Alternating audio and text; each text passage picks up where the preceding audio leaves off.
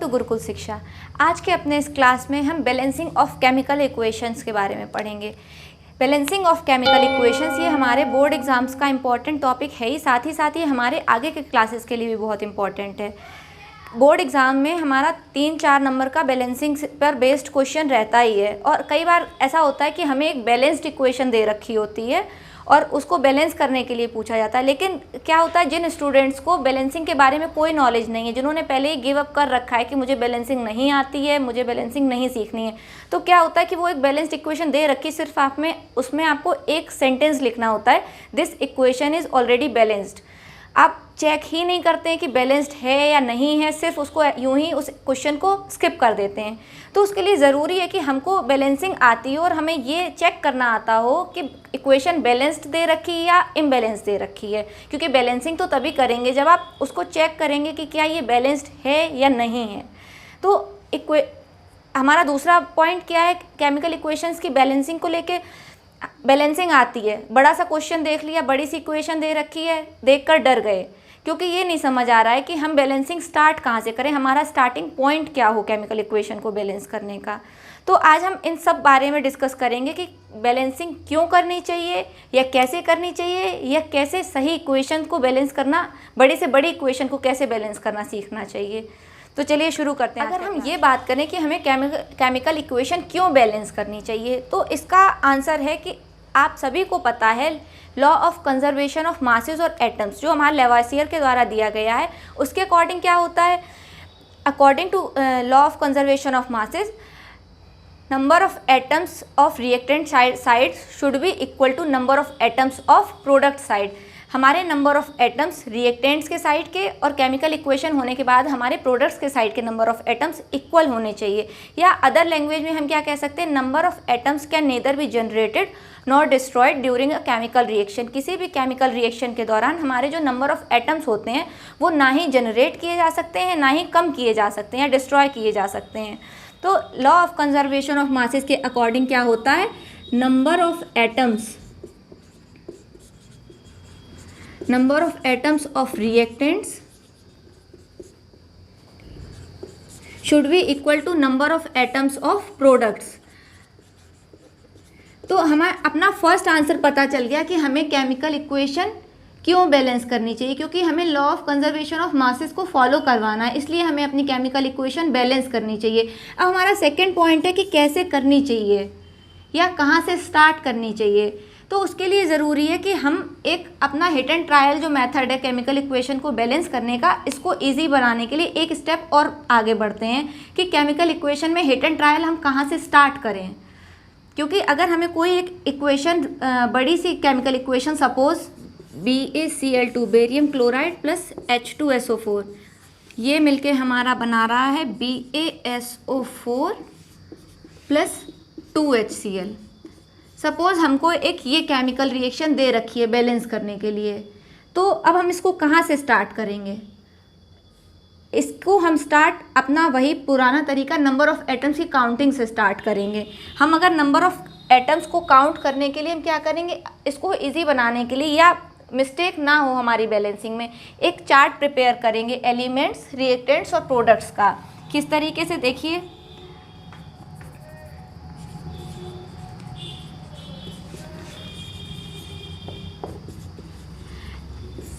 इस चार्ट में क्या है, हम अपने यहाँ पर एलिमेंट्स जो हमारे केमिकल रिएक्शन में पार्टिसिपेट कर रहे हैं उनके बारे में लिखेंगे, यहाँ रिएक्शन के नंबर ऑफ़ एटम्स लिखेंगे, रिएक्टेंट्स के नंबर ऑफ़ एटम्स, और इधर हम अपने प्रोडक्ट्स के नंबर ऑफ़ एटम्स लिखेंगे। फिर हम उनको चेक करेंगे कि क्या ये इक्वल हैं, अगर इक्वल हैं तो हमारी इक्वेशन बैलेंस्ड केमिकल इक्वेशन है।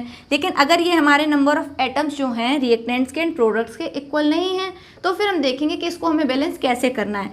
तो हमारे कौन कौन से एलिमेंट्स पार्टिसिपेट कर रहे हैं, barium, chlorine, hydrogen, sulphur and oxygen. अब हम इनके नंबर ऑफ़ एटम्स की बात करेंगे। रिएक्टेंट्स, ये हमारे रिएक्टेंट्स हैं जो एरो के हेड की तरफ हैं, ये हमारे प्रोडक्ट्स हैं, और एरो के टेल की तरफ जो हमारे सब्सटेंसेस हैं ये हमारे रिएक्टेंट्स हैं। तो अब हम रिएक्टेंट्स के नंबर ऑफ़ एटम्स की बात करेंगे, इनको काउंट करेंगे। बेरियम का हमारा नंबर ऑफ़ एटम है 1, 1 क्यों है? क्योंकि इसके आगे या यहाँ पर कोई नंबर नहीं लिखा हुआ है। जो भी नंबर हमारा, जैसे क्लोरीन के आगे देख रहे हैं आप, ये 2 लिखा हुआ है, तो ये क्लोरीन का नंबर ऑफ एटम हमारा 2 हो गया। अब हम बात करेंगे हाइड्रोजन के नंबर ऑफ एटम्स की। हाइड्रोजन का नंबर ऑफ एटम्स हमारा 2 हो गया। सल्फर में भी सेम, कुछ नहीं लिखा हुआ आगे पीछे, तो सल्फर का हमारा नंबर ऑफ एटम 1 हो गया एंड ऑक्सीजन का नंबर ऑफ एटम 4 हो गया। अब हम प्रोडक्ट्स के side number of atoms count करेंगे। बेरियम का नंबर ऑफ एटम हमारा सेम है 1, सल्फर का देखेंगे 1, ऑक्सीजन के नंबर ऑफ एटम्स 4। फिर आगे आप देखेंगे आपका हाइड्रोजन के नंबर ऑफ एटम्स 2 है एंड क्लोरीन के भी 2 हैं। तो हाइड्रोजन के नंबर ऑफ एटम्स 2 हैं, क्लोरीन के भी नंबर ऑफ एटम्स 2 हैं। तो आप क्या देख पा रहे हैं कि हमारे नंबर ऑफ एटम्स, देखिए बेरियम के नंबर ऑफ एटम्स रिएक्टेंट के साइड एंड प्रोडक्ट के साइड इक्वल है। सेम एज क्लोरीन के नंबर ऑफ एटम्स इक्वल है। हाइड्रोजन के नंबर ऑफ एटम्स सेम है 2 एंड 2, ये भी इक्वल हैं। Same as sulphur and oxygen के नंबर ऑफ एटम्स रिएक्टेंट्स के एंड प्रोडक्ट्स के नंबर इक्वल है। तो आप क्या देख रहे हैं कि हमको ऑलरेडी एक बैलेंस्ड इक्वेशन दी हुई है। अगर ये इक्वेशन आपको एग्जाम में दे दी जाती, आप चेक कर रहे हैं, अब अगर ये बात पता ही नहीं है कि एक बैलेंस्ड इक्वेशन हमको दी जा सकती है, तो आप बस यही सोचते रहेंगे कि मैं कहाँ गलती कर रहा हूँ। आप ये नहीं सोचेंगे कि ये इक्वेशन बैलेंस्ड है ऑलरेडी। तो उसके लिए ज़रूरी है कि एक प्रॉपर वे में आप इक्वेशन को बैलेंस करें, इनके नंबर ऑफ एटम्स को प्रॉपर वे में चेक करें, जिससे आपको पता चल जाएगा कि ये हमारी इक्वेशन बैलेंस्ड है। लेकिन सपोज अगर ये इक्वेशन बैलेंस्ड ना होती, यहाँ पर 2 नहीं लिखा होता और यहाँ पर हमारे नंबर ऑफ एटम्स हाइड्रोजन का 1 हो जाता एंड क्लोरीन का 1 हो जाता। अब ये हमारे बैलेंस नहीं है, 2 एलिमेंट्स हमारे ऐसे हो गए कि जो बैलेंस नहीं है। अब बात आती कि ये हमारी एक इम्बैलेंस्ड केमिकल रिएक्शन है, इसको हम बैलेंस करना कहाँ से स्टार्ट करें।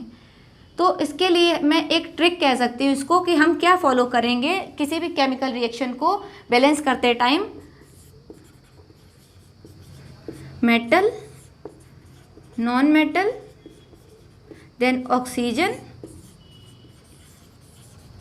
एंड नंबर 4 पे हमारा हाइड्रोजन। किसी भी केमिकल इक्वेशन को बैलेंस करते टाइम आप सबसे पहले मेटल से स्टार्ट कीजिए। कोई भी हमारा मेटल दे रखा है, मेटल से स्टार्ट करेंगे। अगर मेटल नहीं दे रखा है तो नॉन मेटल से स्टार्ट करेंगे। मेटल को बैलेंस करेंगे, फिर नॉन मेटल को बैलेंस करेंगे, उसके बाद ऑक्सीजन को बैलेंस करेंगे, फिर हाइड्रोजन को बैलेंस करेंगे। अगर मेटल या नॉन मेटल्स में से कोई नहीं मिल रहा है तो ऑक्सीजन से स्टार्ट कर दीजिए। या अगर डिफरेंस नहीं कर पा रहे कि मेटल या नॉन मेटल, क्या मेटल है क्या नॉन मेटल है, तो फिर आप कहीं से भी स्टार्ट कर सकते हैं। पर अगर जानते हैं मेटल और नॉन मेटल्स में डिफरेंस, अगर आपको सिंबल से पता चल रहा है कि ये हमारा मेटल है, अगर Fe लिख रखा है तो आपको पता है कि ये आयरन का सिंबल है और आयरन हमारा मेटल होता है, तो आप Fe से स्टार्ट करेंगे केमिकल रिएक्शन को सॉल्व करना। और कहीं पर भी अगर मेटल को सॉल्व करने के बाद आपने ऑक्सीजन को बैलेंस किया, तो फिर वापस जाके इन दोनों को क्रॉस चेक करेंगे कि कहीं हमारे ऑक्सीजन को बैलेंस करने से ये दोनों इम्बैलेंस तो नहीं हो गए। अब इन जो हमने ये सीखा है कि केमिकल इक्वेशन को कैसे बैलेंस करना चाहिए, ये हमारी जो ट्रिक है या हमारा law of conservation of mass है या काउंटिंग ऑफ एटम्स है, इनको हम प्रैक्टिसिंग के थ्रू सीख सकते हैं। जितनी ज़्यादा प्रैक्टिस कर लेंगे उतना ही बैलेंसिंग हमारे लिए ईजी हो जाएगी। तो चलिए हम अपने एग्जाम्पल स्टार्ट करते हैं बैलेंसिंग को सीखने के लिए। एक एक एग्जाम्पल को प्रॉपर वे में काउंटिंग करते हुए नंबर ऑफ एटम्स की स्टार्ट करते हैं। और एग्जाम्पल्स हम वही लेने वाले हैं सारे जो आपके बोर्ड एग्जाम से पूछे गए हैं या आपके बुक में दे रखे हैं, जिससे आपकी पूरी एक्सरसाइज भी कवर हो जाएगी और एग्जाम्स के लिए भी अच्छी प्रिपरेशन हो जाएगी। चलिए स्टार्ट करते हैं। बैलेंसिंग स्टार्ट करने के लिए पहले हम अपने छोटे एग्जाम्पल्स को लेंगे, फिर छोटे एग्जाम्पल्स को सॉल्व करते हुए ग्रेजुअली बड़े एग्जाम्पल्स की तरफ चलेंगे। तो हमारा फर्स्ट एग्जाम्पल है हाइड्रोजन प्लस क्लोरीन, ये मिलके बना रहे हैं हमारा हाइड्रोक्लोरिक एसिड। हाइड्रोजन का सिंबल होता है H2, क्लोरीन का सिंबल होता है Cl2 और ये मिलकर हमारे बना रहे हैं हाइड्रोक्लोरिक एसिड यानी HCl। अब इसकी बैलेंसिंग की बात करें कि बहुत ही छोटी इक्वेशन है, सिर्फ 2 एलिमेंट्स आपको दे रखे हैं, तो यहीं पर आप इनके नंबर ऑफ एटम्स बिना कोई टेबल बनाए भी क्रॉस चेक कर सकते हैं, या अगर इसमें भी दिक्कत हो रही है तो टेबल बनाकर भी चेक कर सकते हैं। देखिए हाइड्रोजन का नंबर ऑफ एटम है 2, क्लोरीन का नंबर ऑफ एटम है 2, इधर हाइड्रोजन का भी नंबर ऑफ एटम 1 है एंड क्लोरीन का भी नंबर ऑफ एटम 1 है। तो आप देख रहे हैं कि रिएक्टेंट्स के साइड दोनों एलिमेंट्स हमारे 2-2 हो रखे हैं और प्रोडक्ट्स के साइड में एक एक है। अगर यहाँ हम 2 से मल्टीप्लाई कर दें तो ये हमारे 2 हो जाएंगे दोनों, हाइड्रोजन भी और क्लोरीन भी, और ये हमारी इक्वेशन बैलेंस्ड हो जाएगी। तो इसको बैलेंस करने के लिए हम इसको कैसे लिखेंगे, H2 + Cl2 = 2HCl। ये हमारे हाइड्रोक्लोरिक एसिड के नंबर ऑफ एटम्स और हाइड्रोजन और क्लोरीन गैसेस के नंबर ऑफ एटम्स इक्वल हो गए। ये अब हमारी एक बैलेंस्ड इक्वेशन है। नेक्स्ट क्वेश्चन है sodium + water = sodium hydroxide + hydrogen. Sodium Na + water H2O, ये मिलके हमारा बना रहे हैं सोडियम हाइड्रोक्साइड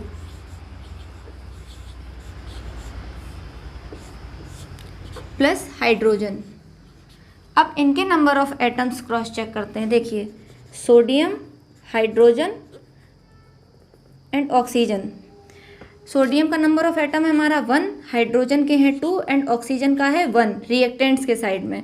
अब प्रोडक्ट्स के साइड में बात करें, हमारा सोडियम का नंबर ऑफ एटम है 1, ऑक्सीजन का नंबर ऑफ एटम है 1, हाइड्रोजन हमारे हो रहे हैं 2 + 1 3।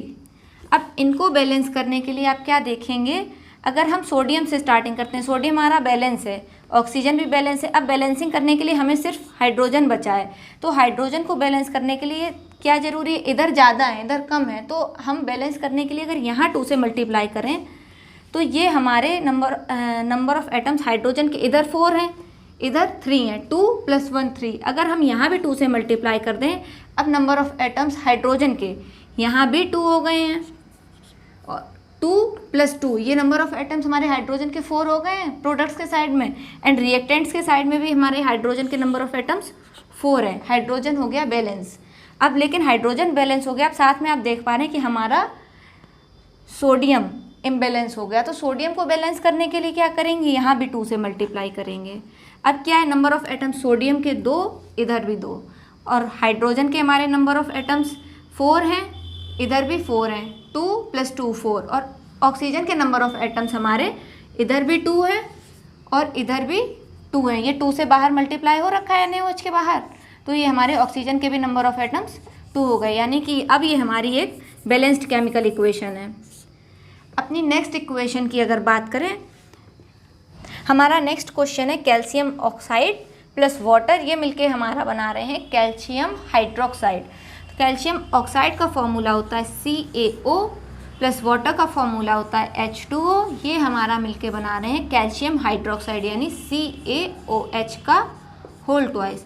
अब इसकी बैलेंसिंग चेक करेंगे, हमारे नंबर ऑफ एटम्स कैल्शियम का 1, इधर भी कैल्शियम का नंबर ऑफ एटम 1, हाइड्रोजन के नंबर ऑफ एटम्स 2, इधर भी हाइड्रोजन के नंबर ऑफ एटम्स 2। अब ऑक्सीजन बचा है, ऑक्सीजन के नंबर ऑफ एटम्स को काउंट कीजिए, 1 + 1 2, और इधर भी हमारे ऑक्सीजन के नंबर ऑफ एटम्स 2। तो आप क्या देख रहे हैं, हमें ये इक्वेशन ऑलरेडी बैलेंस्ड दी हुई है। चलिए बढ़ते हैं अपने नेक्स्ट क्वेश्चन की तरफ। हमारा नेक्स्ट क्वेश्चन है hydrogen gas combines with nitrogen to form ammonia. तो देखिए इसको कैसे करेंगे, हाइड्रोजन गैस यानी H2 combines with nitrogen N2 to form ammonia. Ammonia का फॉर्मूला होता है हमारा NH3। अब इसकी बैलेंसिंग के बारे में बात करें तो हम देख रहे हैं सिर्फ हमारे 2 एलिमेंट्स हैं, जिसमें हमारा नंबर ऑफ एटम्स नाइट्रोजन के 2 दे रखे हैं और प्रोडक्ट्स के साइड में 1 है, एंड हाइड्रोजन के नंबर ऑफ एटम्स रिएक्टेंट्स में 2 है, प्रोडक्ट्स में 3 हैं।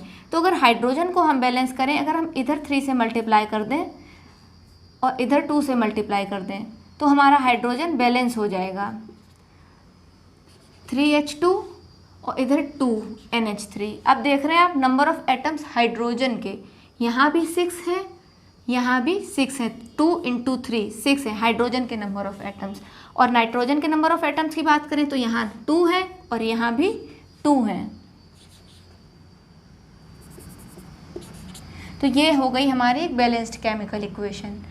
हाइड्रोजन प्लस नाइट्रोजन मिलकर हमारा बना रहे हैं 2NH3। तो हमारी रिएक्शन हो गई 3H2 + N2 = 2NH3।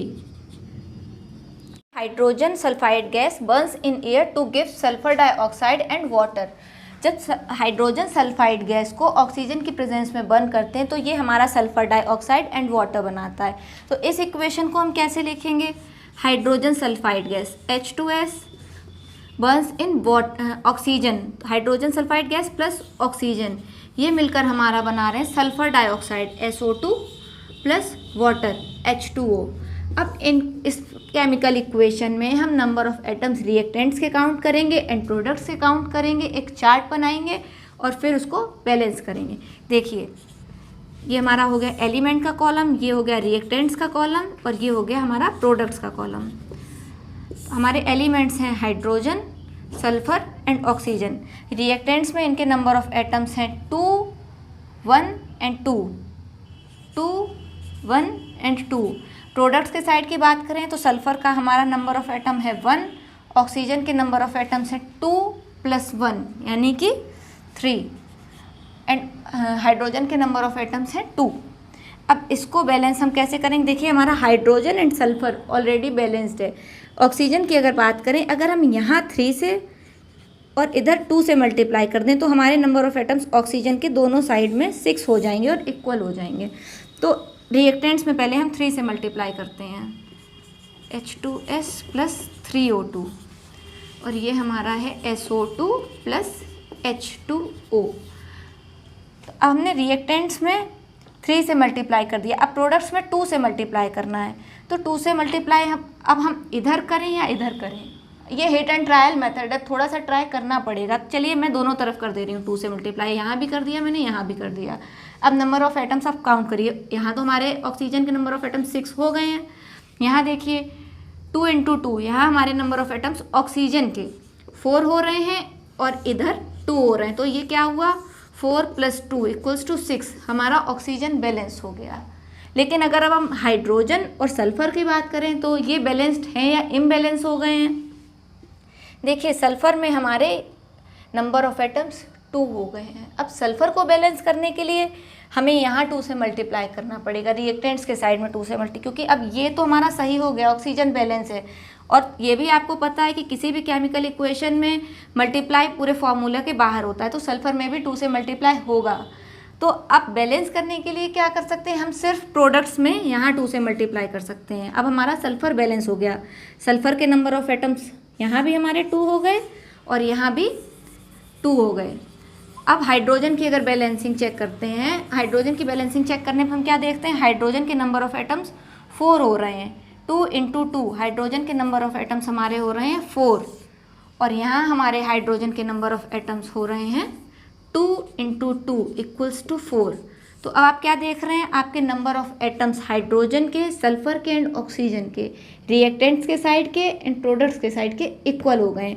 तो ये हमारी हो गई बैलेंस्ड केमिकल इक्वेशन। चलिए बढ़ते हैं अपने नेक्स्ट क्वेश्चन की ओर, जो हमारा NCERT बुक का 5th का C क्वेश्चन है। क्वेश्चन हमारा क्या कह रहा है, barium chloride reacts with aluminium sulphate to give aluminium chloride and a precipitate of barium sulphate. Barium chloride और एल्यूमिनियम सल्फेट हमारा रिएक्शन करके एल्यूमिनियम क्लोराइड और बेरियम सल्फेट दे रहा है। तो ये हमारा मैं इसे एक अच्छा क्वेश्चन मानूंगी और इस क्वेश्चन के थ्रू ही हम अपनी मैक्सिमम बैलेंसिंग को करने की कोशिश करेंगे।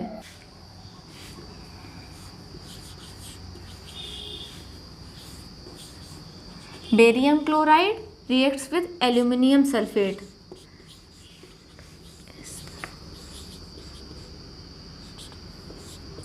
बेरियम क्लोराइड और एल्यूमिनियम सल्फेट हमारा मिलके बना रहे हैं एल्यूमिनियम क्लोराइड,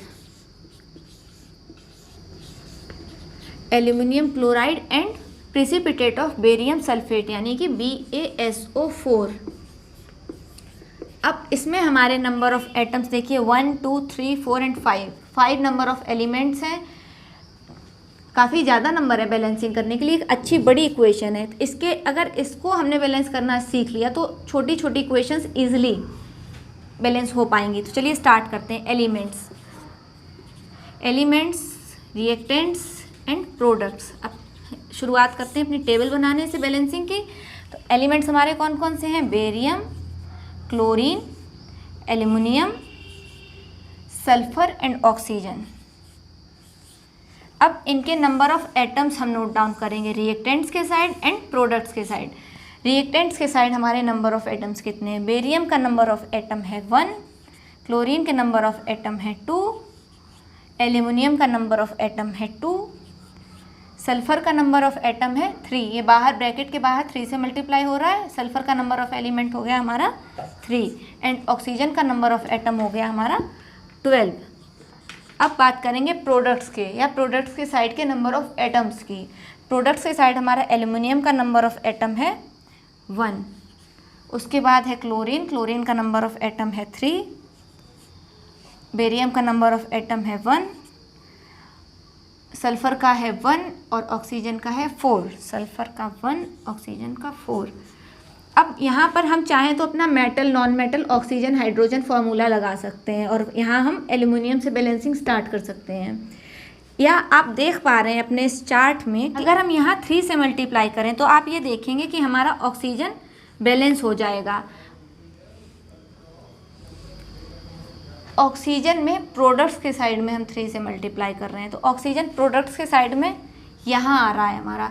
अगर हम यहाँ 3 से मल्टीप्लाई करेंगे 3BaSO4 लिखते हैं तो आप क्या देखेंगे, हमारा सल्फ़र में भी 3 से मल्टीप्लाई हो रहा है और हमारा सल्फ़र बैलेंस हो रहा है। तो मतलब हम सही डायरेक्शन में जा रहे हैं। ज़रूरी नहीं है कि हम यहीं से एल्यूमिनियम से, मेटल साइड से स्टार्ट करें। अगर यहाँ से हमको ईजी दिखाई दे रहा है कि बैलेंस हो रहा है तो हम यहाँ से भी स्टार्ट कर सकते हैं। अब मैंने यहाँ पर बेरियम सल्फेट में 3 से मल्टीप्लाई कर दिया, अब हमारा बेरियम में भी 3 से मल्टीप्लाई हो गया, यहाँ भी हमारा 3 से मल्टीप्लाई हो गया है। अब क्या देखेंगे आप, हमारा ऑक्सीजन और सल्फ़र बैलेंस हो गया। इसके बाद बात करें अगर हम बेरियम की, बेरियम में हमारा रिएक्टेंट्स प्रोडक्ट साइड में 3 से मल्टीप्लाई हो गया तो अब हमें रिएक्टेंट में भी बेरियम को बैलेंस करना पड़ेगा। तो रिएक्टेंट में बेरियम को बैलेंस करने के लिए हम यहाँ 3 से मल्टीप्लाई करेंगे, मतलब हम यहाँ भी 3 से मल्टीप्लाई करेंगे।